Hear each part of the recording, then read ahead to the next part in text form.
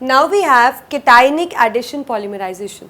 So in cationic addition polymerization actually take place like in this the intermediate carbocation is formed, and it takes place in the presence of Lewis acid. So suppose I have this acid H2SO4, it will break to form this kind of ion, and we need a hydrogen ion here in this case. So what happened, this suppose my monomer is this, that is propene. So it combines with hydrogen ion. So what happened, this electron from the shared pair is donated to this side and it becomes CH3, CH, CH3, and it is now deprived of electrons, so it becomes a carbocation. Right. So as you can see that in this case, you know that what is the special condition, there should be a electron donating group should be attached to an unsaturated system. So what happened, this donate an electron from the shared pair to this hydrogen ion and it forms a carbocation. Then this carbocation further react with the another monomer and it is actually a propagation step. It gets linked up in this way, and now what happened, this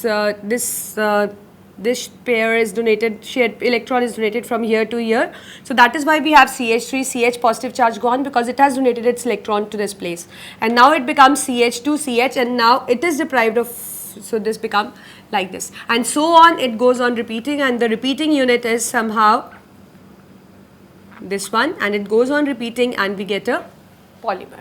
So this is how you are going to do in the cationic addition polymerization. And if we talk about anionic polymerization method, then here we need to use a Lewis base, that means which carries an extra electron. So this is RNH2, it breaks up to form a Lewis base, and then this base react with this monomer, and what happened actually, the electron move from this side, this gets attached to this side, and this electron gets moved to this side. So as a result we get NH2, CH2, single bond CH, now it has a lone pair, so it will become negative Cn. So this is a carboanion formation. Then a propagation of chain, we have NH2, CH2, CH negative, Cn, it will react further with another monomer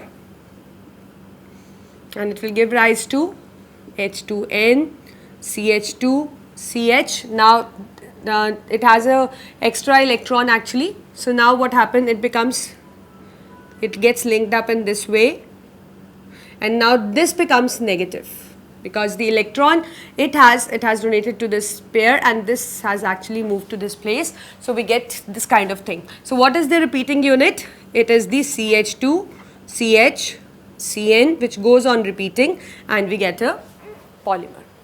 So this is what is the mechanism which is involved in the free radical, that is the free radical formation, cationic and the anionic mechanism. Now if we talk about the another one, the condensation one, in which the monomers just add up, and while they add up there is an elimination of the small molecule like water or CO2 molecule from it. So what happened at that time, the same thing happened, just like the same method happened in that case also, that means the chain initiation, the propagation and the termination. Only what happens when they get linked up and at the site of linkage a small molecule is being removed. So it is one of the same kind. So this is what is the mechanism of the involved in the different kinds of the polymerization, that is the addition and the condensation, and it occurs actually due to the formation of an intermediate which is basically a free radical, carbocation or a carboanion.